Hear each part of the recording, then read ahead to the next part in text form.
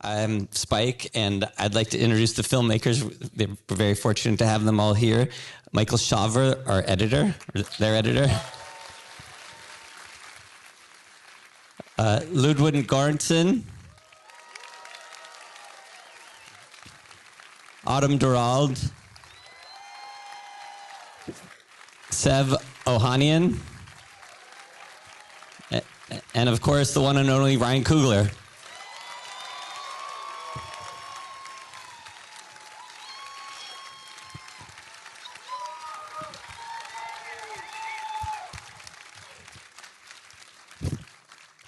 Well, congratulations. This is the second time I saw it. I was just saying that I had to go, before I came out and said hello to them, I had to take a minute because I was so emotional. It's beautiful. And so I thought maybe we'd start at the beginning with the script, which is just amazing and so fully formed in so many movies. I remember I texted you when it came out, and I felt like when it just keeps exploding into different movies. It's like and pulls it off too. And I was just wondering, like, was that your intention? And it's so many different movies, and there's so many original movies in this one movie. Yeah, I think so. Like not initially. That was initially my intention when I started writing it. I was just trying to make something cool, and I was thinking about my uncle. And then at some point, like in the process, it kind of became like I started making it like it was the last movie I'll ever get to make, and I think it was a part of like just getting older. I'm starting with losing my uncle initially, so I'm contemplating mortality quite a bit, and Zenzi and I, Zenzi's not here. We just had a baby. She's up north, but she produced it with 7 Eye.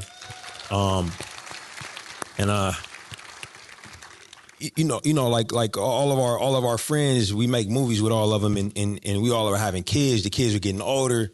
It was coming off of a strike.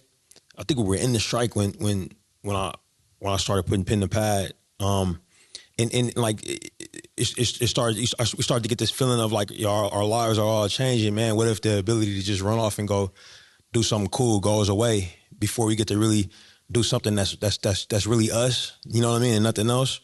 So that was kind of when the film started to get more crazier and epic in scope than intended, and it was also like a genre thing. It was always like working with Delta blues. You kind of know that like all forms of popular music kind of branch out of that, so that was always something that I was thinking about. I knew that the movie would have to kind of be a shape-shifting movie, but I didn't know it would get as crazy as it ended up getting. And so at what point did you like sort of, I guess, did it start as a vampire movie? Is that the first, or more musical? It was always going to be, it was always going to have a musical element. It was always going to have a horror element, and they were always going to end up in that juke joint. But at first, like I remember talking with Zenzi, I was like, yo, what kind of monsters should they be? Like should it just be like the basic haint? We were thinking about werewolves and stuff. But it kept coming back to vampires. And I think really just like it's no cryptid or monster that's as sexy, as seductive as vampires can be. And so it just made sense for the music, that it would have to be a kind of monster that can offer a deal, that's attractive. So that was when we zeroed in on that creature. And at what point did you, I assume you were already thinking about Michael B. Jordan, and at what point did you decide to make him twins? That was from the jump. Yeah, the twins thing was from the jump. I knew it would be Mike, and he had to play 2 roles. I got everybody who knows me, I got a fear of doppelgangers. Like, and it's like a joke, you know what I mean? But like sometimes we'll be on Zoom calls, and if it's a glitch, if somebody pops up twice on the Zoom, I gotta have a panic attack. So it was something I always wanted to explore. Wow. And at what point did you bring in Sev? Yeah, so Sev, Zenzi, and myself, we have a company called Proximity Media. We started it together about 7 years ago, and I live with Zenzi. So she was the first person who I was pitching the idea to. And after it passed like the Zenzi test, because she got a great bullshit meter, I brought it to Sev and to the rest of the company. Ludwig was probably in the mix somewhere pretty early there too. And what was your take on it? How did you? I mean, I was just blown away. I'm like, it sounded like, maybe initially sounded like maybe an easier movie, you know, because it's like one day, it's kind of mostly one location, and there's no like vibranium in this one, you know. So I was like, okay, cool, we can pull this off, and then like any movie, you know, it starts hitting you. I'm like, wait, how many Michael B's? It's like 2 of them. Okay, how are we gonna pull that off? And then the music, oh my God, you know, because, you know, Ludwig, of course, incredible composer, and he's done all of Ryan's movies, but more often than not, he's, you know, usually he has time because, you know, the movie's shot and he'll be working early, but he doesn't necessarily have the deadline. But this time we had to, like, Ludwig and his incredible partner, Serena, had to come up with all these original blues music that we had to shoot. And then, of course, the Thrill montage, which was, I kind of consider it the final exam of filmmaking and producing, because that, you know, that's the sequence in the middle where he performs the I Lied to You song, like that. The amount of rehearsals we had to do was kind of like, while we were shooting, we would have like off days on Saturdays. We'd all come in, some of us wearing pajamas, just like figuring out the blocking. And Ludwig was there like live recording. And we realized like the camera could only shoot like 76 seconds, Autumn, was it? Because it was the IMAX large format is so heavy that we had to do a half load on the Steadicam. We had to figure out all the timing of that. Ludwig was recording it live. We had special effects on set. We actually burnt the actual set. You know how the roof literally goes on fire and the camera goes up and it's all on frames? We literally burned down the set. That was the last day of filming. All of that came in. So when at first I was like, yeah, one day, one location, easy. Not the case. Wow. Oh, yeah. But the amazing thing about it is you see the work, but you don't feel it. It feels so effortless in the story. And at what point did you? I love Autumn, by the way. We were together a couple of times, and she's amazing. And in the last movie you did together, at what point did you know, oh, she's your person? And when did you decide to bring her into it? With Autumn, I think it was before we did Panther. Yeah, I work with a lot of like it's hard for me to not get close to the people that I'm working with, and I became aware of Autumn based off like a couple recommendations of people I really love and trust. Rachel Morrison, who shot Fruitvale, is a good friend of Autumn's, but Rachel was having a baby when we were getting ready to go shoot Creed, and I couldn't bring her on. So I was trying to find a DP. I ended up hiring Maurice Alberti, but Bradford Young recommended Autumn. She had just shot a film called Palo Alto by Gia Coppola, and he said, I called, I don't know if I ever told you this, but he said very few cinematographers scare me because they're so good. And he was like, Autumn scares me. So I was like, I gotta try to hire this lady. It ended up not working out for me to get her for Creed, you know, and work with Maurice, who was great. And then Rachel shot Black Panther 1, and then Rachel became a director. So she wasn't available for Black Panther 2, and Autumn had just done Loki for Marvel, and so I was like, you know, trying to get her on Panther 2. They loved her on Loki, so then I was able to Zoom with her, and we worked it out, and you know, within a few days of working together, like I knew I wanted to you know, I wanted to work with her forever if possible. You know what I mean? Because what does she bring, or what does she? I mean, we speak the same like emotional language. She's very technical, obviously, but most cinematographers are. But you know, she has a way of being of being technical and emotional. So much so that when you see her images, just the emotion hits you. You don't even like all the technical fades away. You know, I think you know, so it's a great. I feel like I'm in good hands. She loves movies, so we speak the same language in terms of how we want a scene to make us feel. And she's incredibly determined. You know, we've been in some. You know, both these last couple movies were pretty intense. You know, a lot of life get thrown at us, and like, you know, stories y'all wouldn't believe from the from the sets. Like one day we were shooting, I feel like we got hit with the 7 plagues while we was in a church. At a certain point, like we ran out of time, and like locusts was flying in. You know what I mean? And Autumn was just sitting there on the camera, still like you know bugs everywhere. And she's like, yo, bro, I think we got a wrap. But no, she's just great, man. I'll recommend anybody who needs a DP, seek her out. I'll try to keep her busy. You know what I'm saying? And Autumn, when did you know that you and Ryan had that connection? About what point in Black Panther was there a moment? Yeah, I mean, I think, like how I met you and my collaborators, people are recommending people that I would work well with, and I'm going to do my best work. So when Rachel and Bradford were like, you have to work with this person, I already knew that I wanted to, but then we did a Zoom call, and it was like talking to your cousin. It felt like family. And then he's like, you need to talk to Hannah, who's our production designer. And I got on a Zoom with her, and it felt the same. It just felt like I belonged, which is nice, because I enjoy working with my friends. But I do feel like once we were on set, like we're all thrown so much stuff, and it's like going to war. So you're not going to go to war with anyone that you don't like or you're not inspired by. And I think Ryan tees up a family so that like everybody is just top notch and doing their best work. And it shows in the film. Like you can see that we're all having fun, and the work is great. So yeah, I mean, I'm at work, but it's like I'm hanging out with my friends kind of too on a very big level. But yeah. And there's been so many conversations to pull this off. What was the sort of the themes that drove your decision making and your and Ryan's conversations in terms of how to photograph it, and the looks or the lenses or the lighting?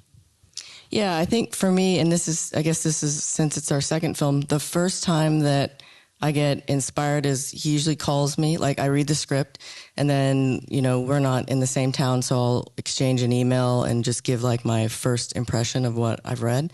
And then we do a call. And on that call, he ends up telling me what it means to him, like what the core of the film is and what inspires him.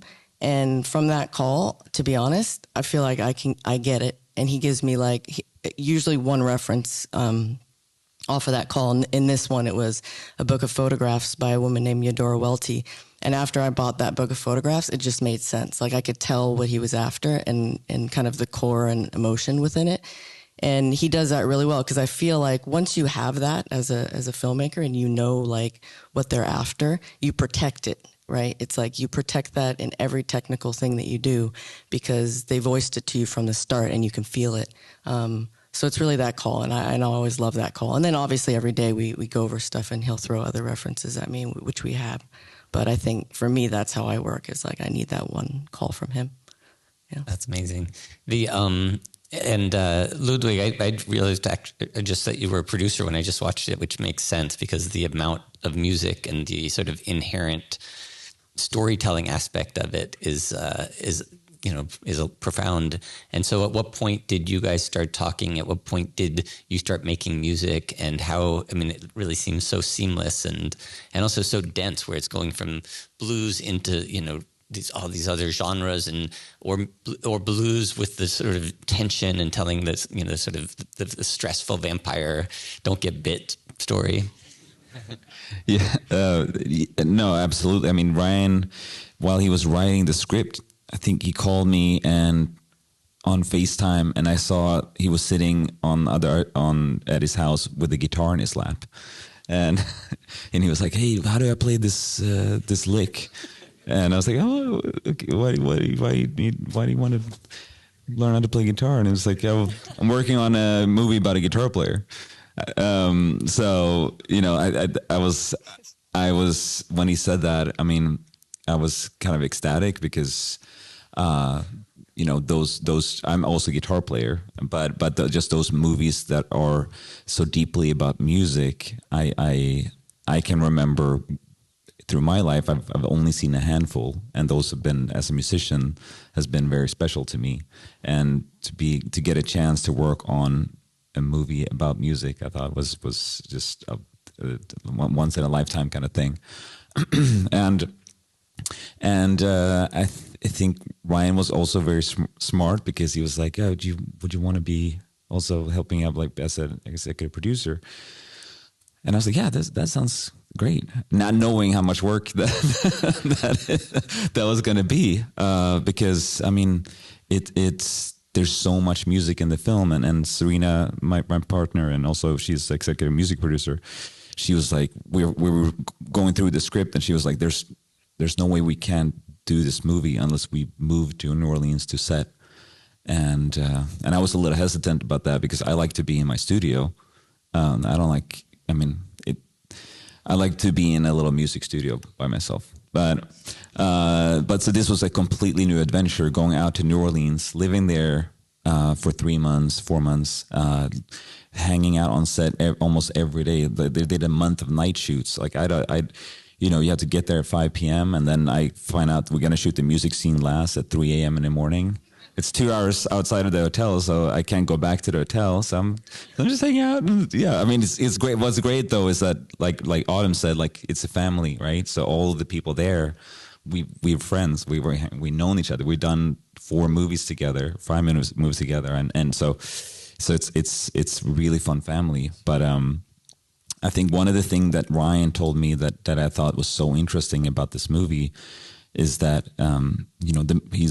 the music, it takes place in the 30s, and it's the music that we know from the 20s and 30s. The records that we've heard, they're terrible.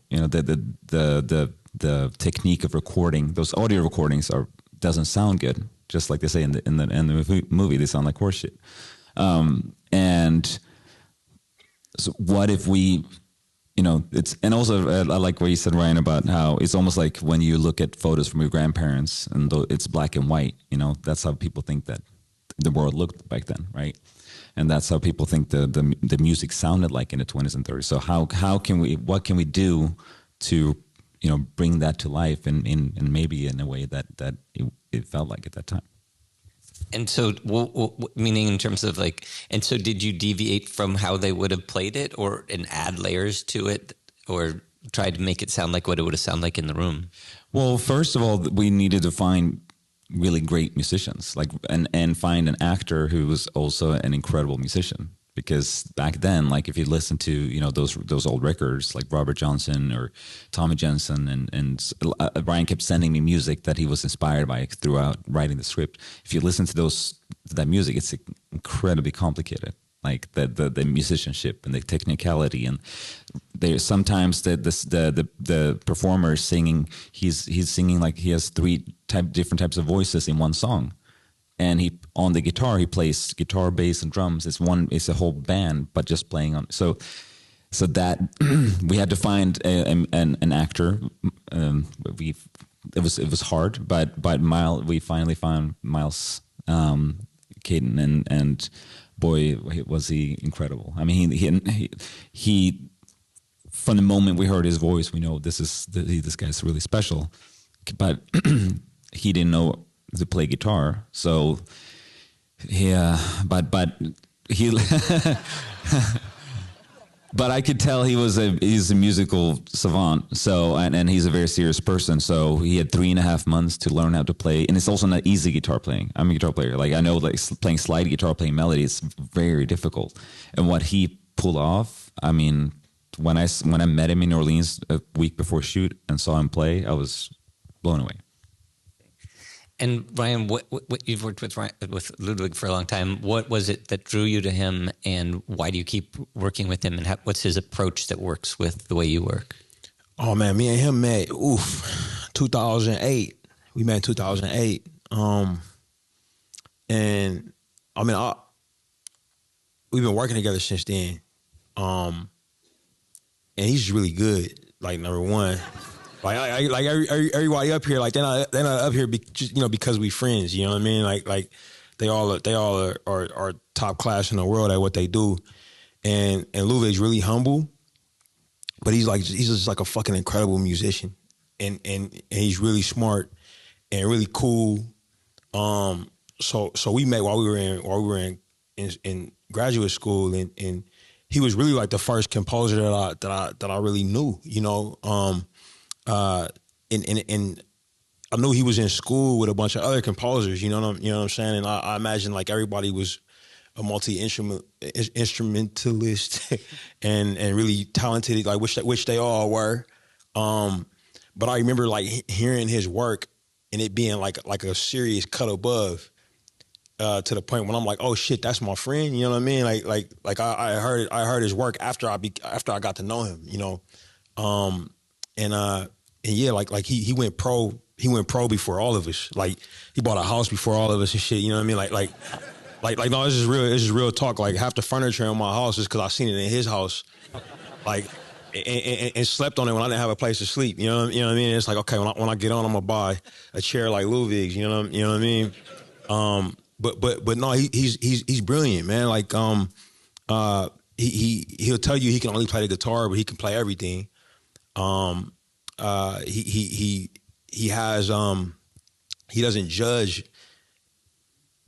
any type of music. You know what I mean? To him, he's looking at everything. You know, with respect and love, you know what I mean? Like, incredibly well traveled. You know, he's been all, like if he wants to learn how to play something, like he goes to the actual place. You know what I mean? Like he got a movie that'll come out next year. I'm sure some of y'all have heard about it. Some of the places that he's been to learn the type of music that he needs for the movie is just insane. You know, like he's so he's just an incredible person to work with. We've become family since then, you know, and I always loop him into the process early. We got taught by a guy named Kenny Hall, rest in peace, passed away a few years back. He used to teach a class called Directing the Composer at USC, but he was a music editor for Jerry Goldsmith, and he would always kind of talk about how, like the ideal directing and composer relationship, like how you should work with the composer, how we shouldn't use temp music in our cuts, how we should get the composer the screenplay as soon as possible. We should start talking about what you need. You know, so we kind of follow that. We kind of follow that mentality that Kenny taught us, and it's worked out incredibly well for us. Yeah, for sure. The and with Michael, how did you meet, and why do you keep returning to Michael? Yeah, so Mike, I met shortly after I met Ludwig and Sevak at film school. We were both in the same class. But I think Mike, you might have came a semester after I got there. From Rhode Island, big sports fan. Somebody from Rhode Island out there? Yeah, that's yeah. Big sports fan, you know. And we took a directing class together first, yeah. Right? And we had a class at our school that we all took where that would make you, you know, hire department heads from your class, and oftentimes you know it's two of them. You know, you crew up, and I ended up crewing up with Mike. He and another editor named Claudia Costello cut my first movie in that class. It was called Fig. So that was my first time working with him as an editor. He's just phenomenal, man. He's cut every movie I've ever made since then, and has such a brilliant way of looking at storytelling. He's kind of a secret weapon, man. Like each movie, he also cuts a sizzle reel, like in the middle of the shooting, and we show it to the crew, and they get fired up when they mad at us for working long hours and everything. It's you know, like we show them one of Mike's sizzle reels, and it's like, man, let's go, this is the best movie ever. And then we can finish up, but I don't know if Mike, you want to talk about how you met, bro? Yeah, so I was in a directing class with Ryan. You know, like a lot of film students, I went in as a director. And, you know, most student films are about death or breakups because that's the only conflict people really know at that point in their life. But there was this guy in the class making stuff sometimes with no dialogue that you would just be heartbroken at the end or inspired. And you know, I always wanted to make movies that did something positive, you know, for the world. And I was the kid that sat in the back of the class, just took everything in, listened, you know, was cautious about stuff. But something in my gut said, you got to go talk to this guy and work with him. So I just went up and I said, I don't know how, you know, because we're both in a directing class, but I'd love to work with you. I can edit a little bit. And then, you know, from then, you know, I think we all knew how great Ryan was, and how much greater he would be. And I didn't think I was very good. And so my job was to just cut everything I could in sight, match his place, you know, but the ability for Ryan to let each department head have agency over what it is. And there are times where we won't agree. And he may say, no, I don't think that works or whatever. And we have sort of this unspoken thing where if I let it go. And if it keeps gnawing at me and keeps some nugget of truth is in there, and he's open to it again. I've never heard, no, don't, I've already told you, no, whatever. We keep exploring, we keep it as organic as possible. And what's amazing about working with this filmmaking family is that, my job in a way is to kind of get out of the way. I fix things that happen, everything, post-production, there's always something that doesn't work that you thought did. But with the absolute beautiful footage, the incredible production value of this movie, the music, and Ryan's direction and performance, it was the challenge on this one in a lot of ways was figuring out what this was going to be.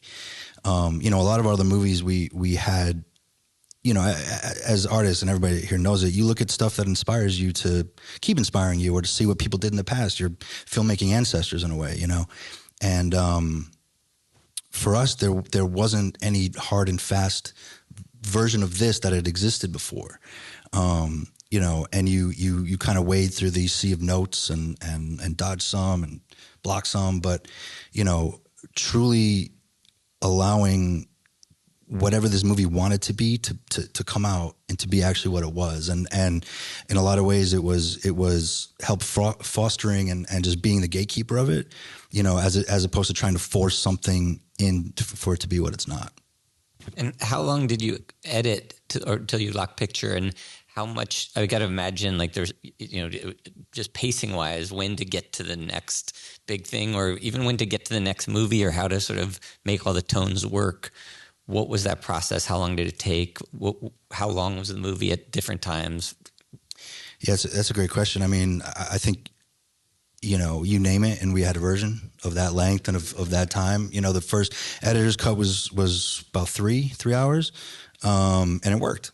And then we did 2:45 and it worked, and then 2:30 and it worked, and then we did a 90-minute version, which cut out the opening, a lot of the build up and the getting the gang together. And I told Ryan that I didn't want to put my name on that movie. Is that just part of the process to see what is essential? Like, is that where? Yeah. Is that how you guys arrived there? Just to, like, what is absolutely essential, and then sort of let it. Yeah, this one was a tricky one, cause like each version would work. So, but yeah, Mike did say that at one point. He was like, "Yo, it can't be this one." I was very tired. Usually I can, but yes, it's, you strip away, you take out your favorite scenes, you put them back in, you see what works in juxtaposition with the others, and Ryan is truly a no stone unturned director, and he would come in every day, no joke, with like 3 or 4 different versions of the movie that he just wanted to explore and try, and that was the task of just seeing what it was. And then there is an instinct when you go through test screenings and stuff where you get the note of get to the vampires faster, get to this faster, but we knew from past movies that we call it taking your medicine as an audience, of go through this stuff, live with this stuff, and then you're going to care at the end. And, with something like this, one of the greatest feelings ever was going to see it opening weekend, because when that movie ended, you could cut the emotion with a knife. And I truly realized that we had created an experience for people. And so leaning more on that macro view of things and the overall experience that you maybe can't say, oh, that pacing is fast or not. A lot of it was a feeling. And we all supported each other to, and when I have such beautiful footage and amazing music to work with, it makes my life a lot easier. One thing I also wanted to talk about was Michael B. Jordan, and not only his performance here, which I've got a lot of questions about because it's rich, and even right at the beginning, like, I quickly forgot it was one actor. I wasn't even thinking about that anymore, and that we really did feel like 2 actors and 2 performances. But when I met you and Michael in San Francisco, it was a film festival, and you were screening Fruitvale Station, and as I've watched you guys, I've just so admire your collaboration and relationship, and it's really and what you bring to each other, and your evolution as a filmmaker, his evolution as a director is really inspiring. And can you tell me about that relationship, but also how you guys approach the characters? Yeah, absolutely. Been working with Mike, since 2012, I want to say it was. And Yeah, he's an incredible actor. It's actually funny because we were talking about this with Mike, and this is like a it's a guild screening. The curse of Mike is he makes incredibly difficult things look easy, you know. So sometimes it's like you don't even think about it, you know. Like that's like I was talking with Sev, like, you know, Mike is just physically, right? Like Mike is naturally a very small guy, you know. Like when I met him, he was like 150 pounds. He looked like an adolescent underwear model. You know what I mean? And that was, but I mean, like, that was you know, that was what he was, and for Fruitville, I'm like, you know, this guy spent time in prison. You know what I mean? Like, he was from the Bay Area. He doesn't look like a Los Angeles actor. You know, we gotta get you to gain weight and look like a normal person. You know what I mean? And it was like it was really difficult for him to do. You know, like he had to work at it. And then you know, I wrote a movie for him where he's playing like a boxer, but not just like a normal boxer, but it's like a boxer in a Rocky movie. You know what I mean? Like where I had to take this dude who had to just like stuff his face with cheesesteak sandwiches just to look normal. Like now you got to look like, you know, you're related to Carl Weathers. You know what I mean? Like and you know, we got to do a montage with you like hitting the speed bag. He's like, yo, man, what? You know, like and like he did it, you know, but because he's Mike, you know, he takes his shirt off in that movie, and it's like, well, yeah, that's what I thought he would look like underneath there, you know. Like it's not like with other actors where it's like, yo, look how he changed his body, you know what I mean? Even though he had to do, you know, his charisma, his acting choices, man, it's kind of taken for granted. And it's been interesting to see it happen with this. Like, people be like, oh yeah, it was two people there, man, you know, like but of course it's Mike, you know. Yeah. And it was so much work that went into that. You know, and on this one, you know, I you know, that work he was doing to prepare for those characters, man, and he went and stayed in a house in Ohio with a dialect coach that we worked with on the Panther films, you know, developing the different cadence between the twins, and you know, we worked on their backstory and different physical tics that they do, what things they do that are in common, what things they do that are completely unique. You know, he had to work on his hand trimmer. We studied what these guys were built like. You know what I mean? These World War I vets down in the South. We knew that he was gonna have a bigger build to him, but you know, he's not as cut as he is in the Creed movies, and you know, because them dudes wasn't doing like, you know, high intensity interval training. You know what I'm saying? They was eating. You know, they was eating what you eat in Mississippi. You know, and maybe doing a push up or two. You know, and he was able to, you know, he was able to find all those things. So like with Michael, he's an incredible crafts person. You know, he's gifted, and he has the work ethic and the discipline and the focus. And he just cares so much. Like, he wants things to be great, and now he's a director. You know, so it was great having him on set, because I think that a lot of times, you know, directing such a weird job. You know this, Spike. You know, I mean, you really, you know, your movies is half the reason we all here, man. But a lot of times it's hard to understand the gig until you sit in those shoes, and having him on this movie, he just knew like when to check in with the cast, when to check in. It was like having an extra set of hands there on set.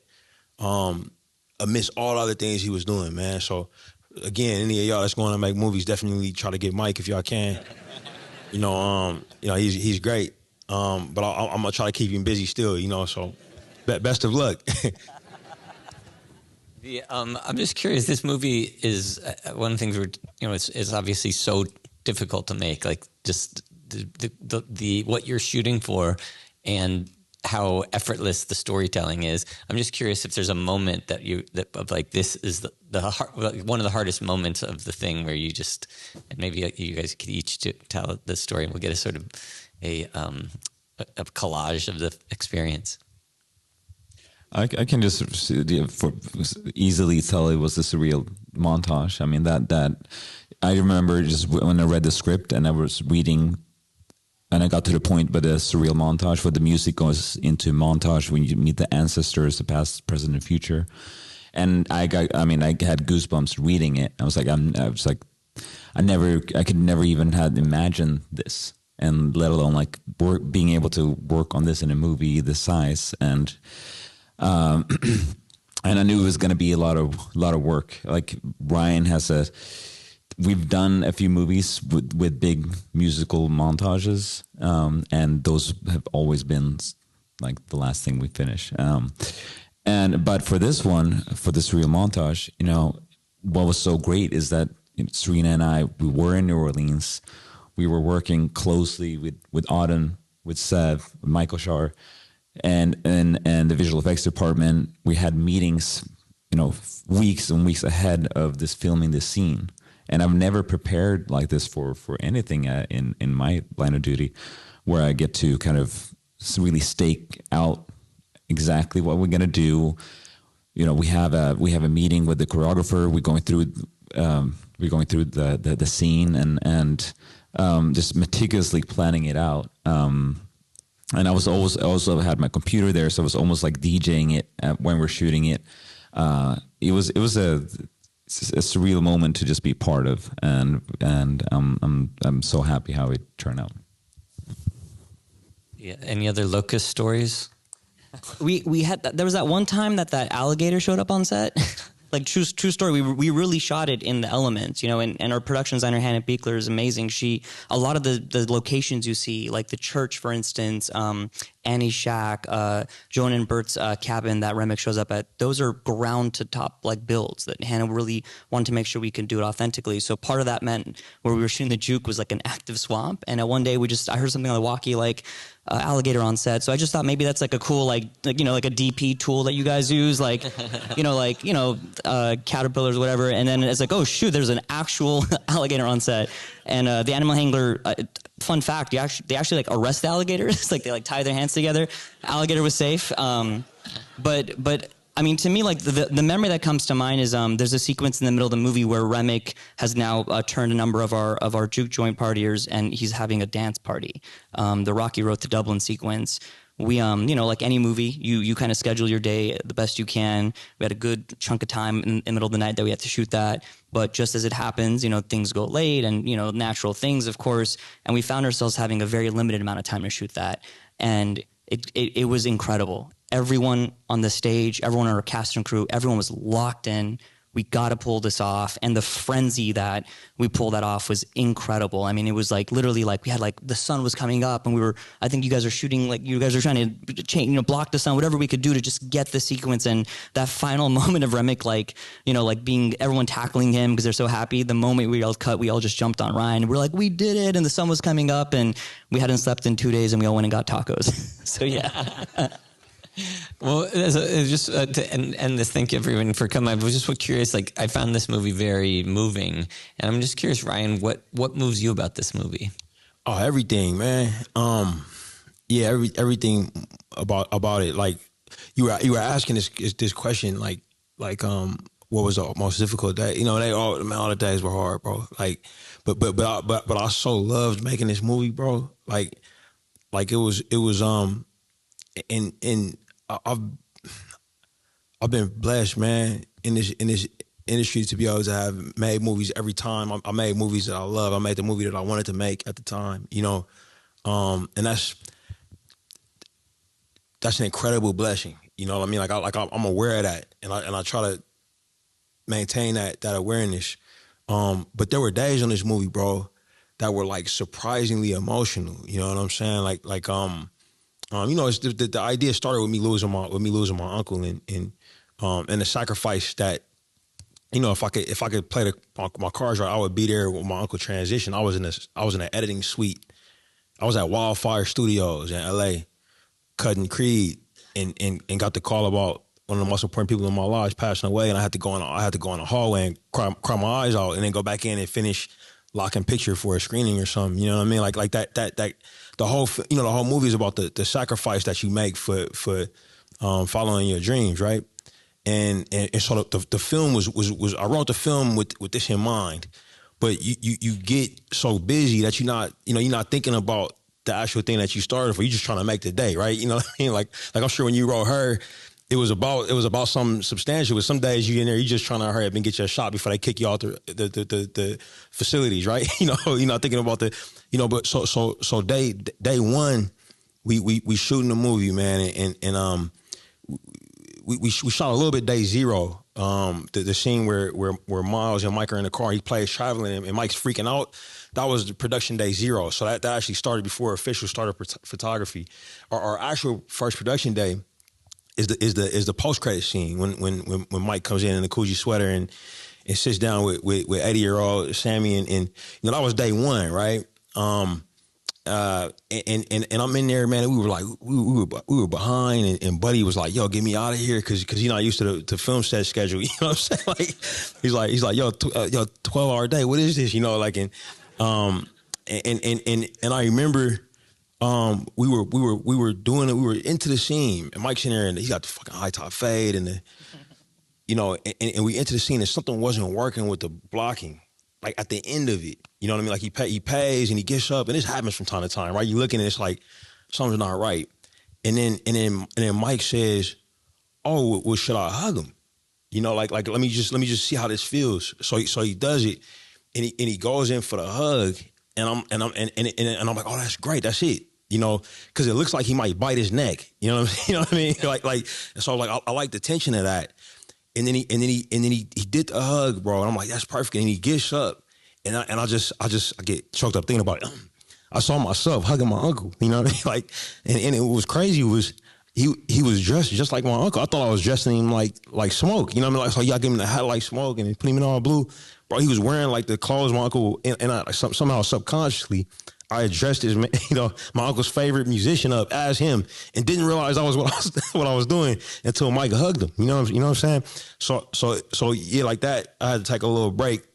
She obviously talking about I get choked up. I had to take a little break on set. I think Autumn saw me, but y'all, I like jumped behind the bar and cried a little bit. You know what I mean? and then got back to it. But yeah, bro. Like it's a beautiful gig. It's a beautiful situation to be able to pour bits of yourself to work with people that you love and put yourself out there and to do it on a scale like this and see people respond to it. I mean, it's been a highlight of my professional life. Amazing. Yeah. All right. Well, I think that's why the movie works so well, is it's got your heart in it so deeply. And so thank you all for coming. Thank you.